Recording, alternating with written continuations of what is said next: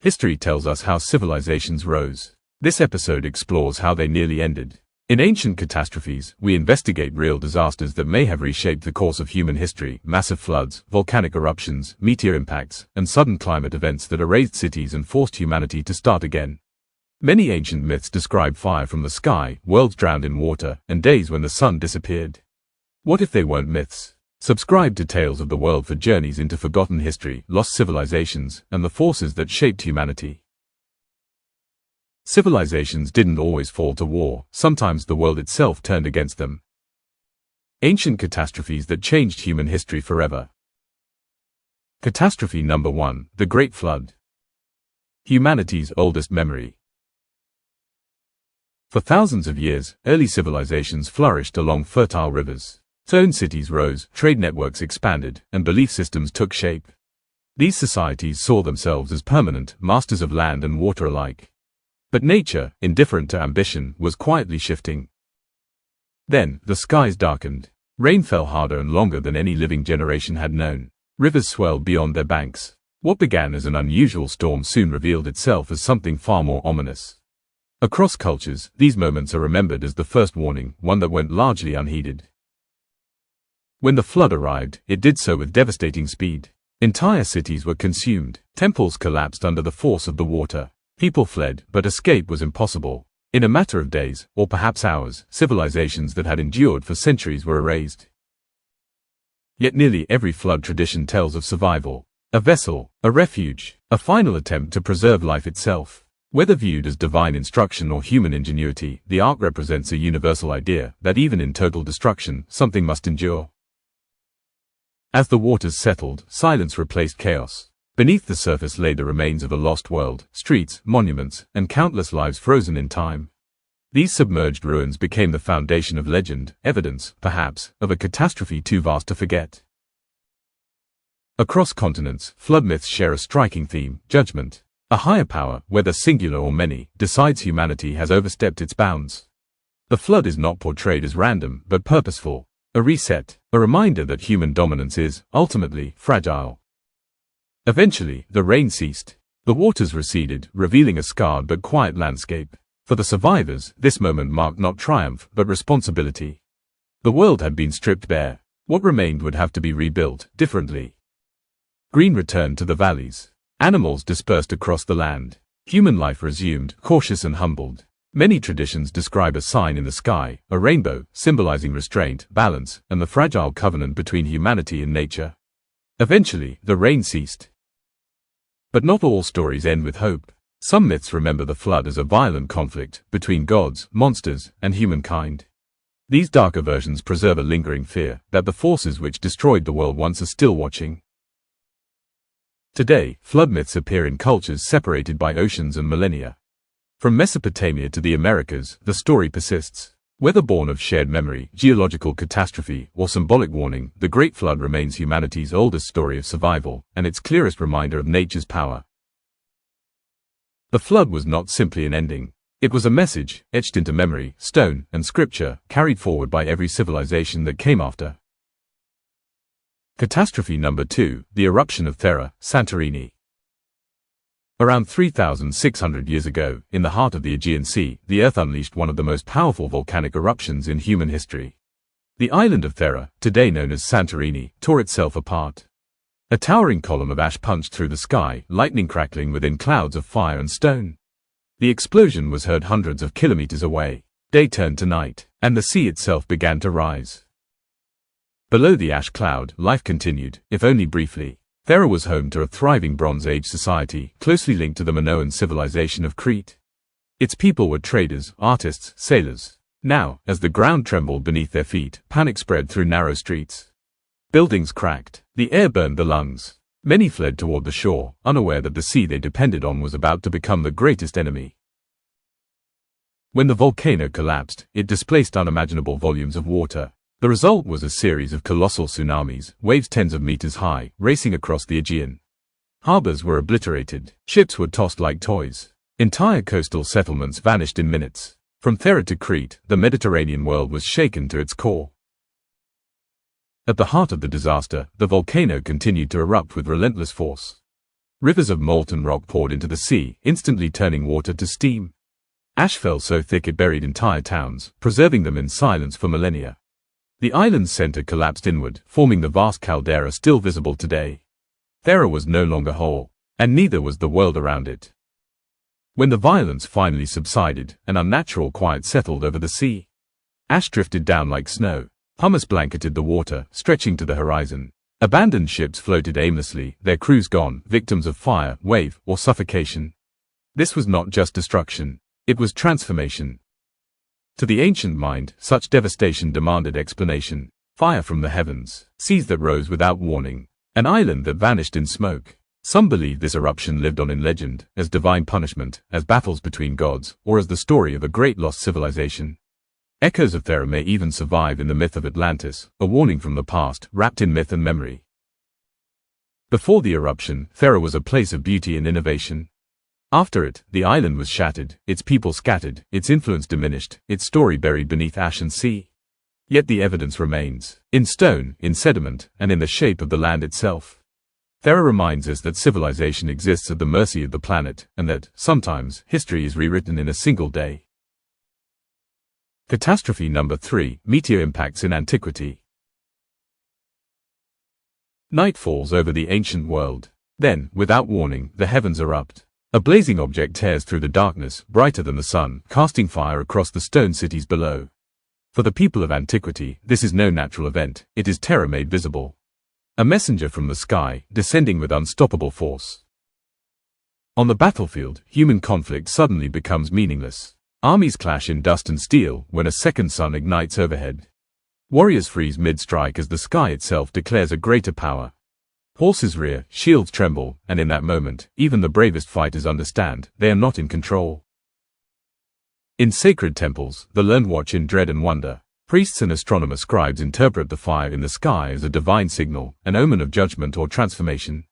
Star charts are consulted, prayers are whispered. The universe, they believe, is speaking directly to humanity. Dawn reveals the cost of the night before. Where villages once stood, scorched earth and smoking craters now dominate the landscape. Survivors emerge cautiously, unsure if the sky will strike again. This is not merely destruction, it is a reminder of how fragile early human life truly was. Sometimes, the sky does not strike once, but many times. Fire rains down in relentless waves. Cities burn, oceans surge, temples collapse. Entire civilizations vanish in a single catastrophic chapter, leaving behind only ruins, ash, and unanswered questions. The sky has rewritten history. Long after the fires fade, the memory endures. On cave walls, prehistoric artists paint what they witnessed, a fiery object falling from the heavens.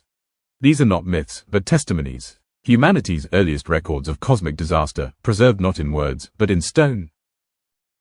To explain the unexplainable, humans turn to myth. Meteors become weapons of gods, divine beings descending in flame. These stories echo across cultures, proof that when science fails, imagination fills the void. The sky is no longer empty, it is alive, watching, judging. Not all responses are born of terror. Ancient astronomers measure, record, and observe. By torchlight, they track the path of the fire, laying the foundations of science. From fear comes curiosity, and from curiosity, understanding begins to emerge. In Egypt, beneath pyramids built for eternity, even monuments tremble. A fireball streaks overhead, reflected in the eyes of thousands. Pharaohs, peasants, priests, all are equal beneath the falling sky. The cosmos reminds humanity that no civilization, no matter how great, is beyond its reach. Meteor impacts shaped not only the land, but the human story itself.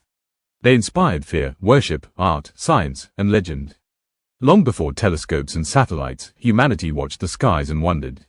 And even today, as we look upward, the question remains, when will the sky speak again? Catastrophe number 4, the mini-ice age events.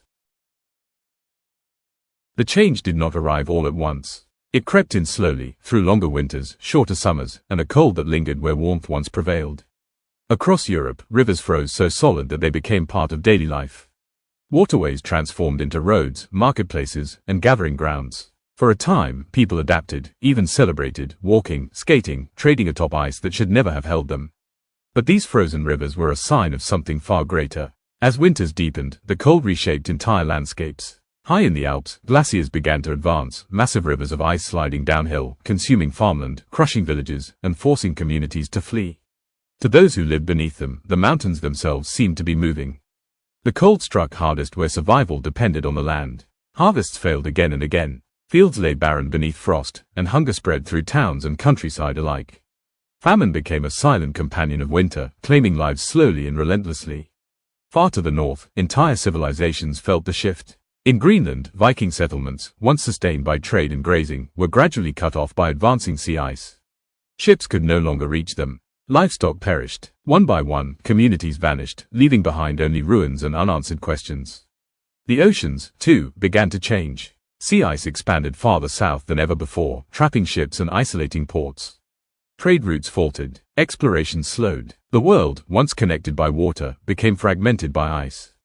This cooling was not confined to Europe. Across Asia, heavy snowfall blanketed cities unaccustomed to such extremes. Rivers froze, crops failed, and daily life was forced to adapt to an unfamiliar climate.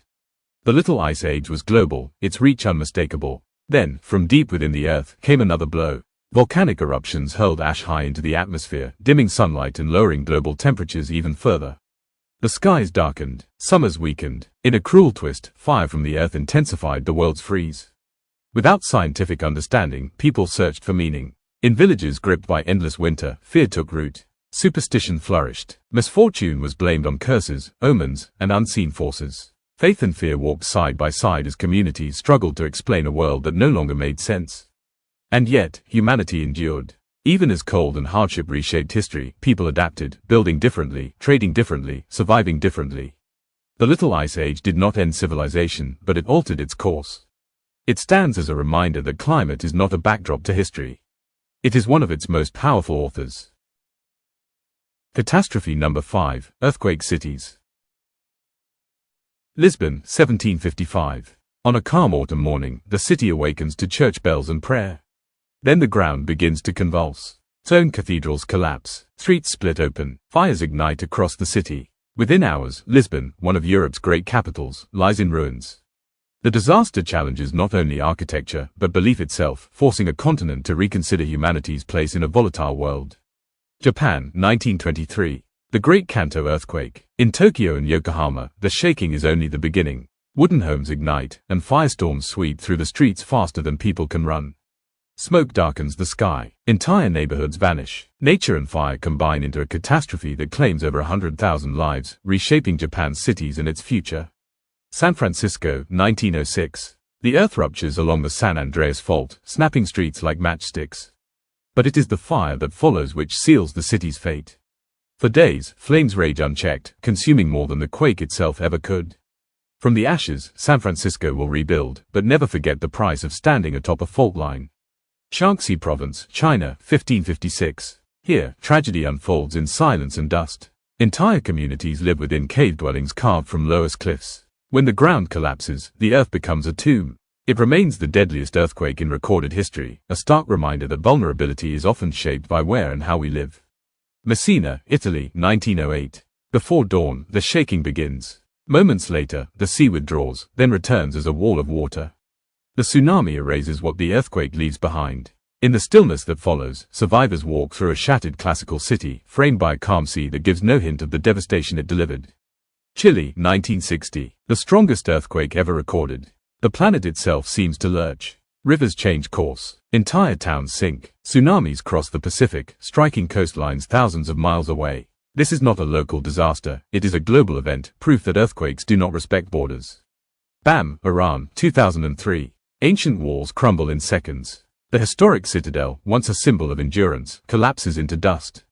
Families search the rubble with bare hands. Modern tragedy unfolds amid ancient ruins, where history offers no protection from seismic reality.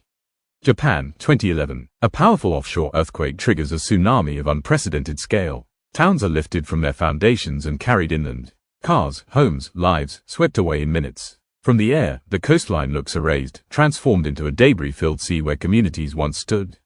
Haiti, 2010. In Port-au-Prince, poorly built structures collapse instantly. Hospitals, schools, homes, all reduced to rubble. As night falls, emergency lights flicker across the ruins. For many, survival now depends not on the strength of the earth, but on the resilience of human compassion.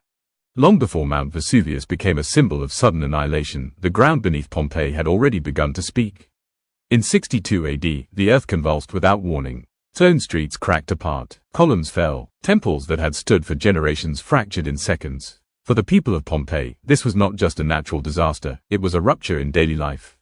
Buildings collapsed as citizens fled into the streets, some attempting to rescue the injured, others frozen by shock.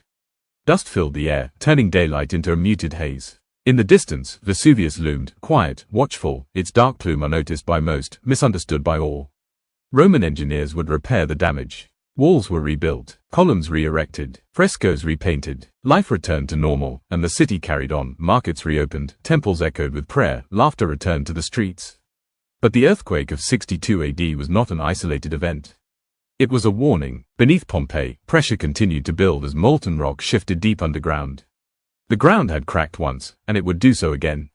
17 years later, in 79 AD, Vesuvius would erupt with catastrophic force, freezing Pompeii in time and sealing its fate forever. Today, the ruins tell a silent story. Broken walls and fractured foundations reveal that the city was already wounded before the final catastrophe arrived. The earthquake of 62 AD reminds us that disasters rarely come without warning, only without understanding. Human history isn't a straight line forward, sometimes it starts over. Subscribe to Tales of the World. Goodbye.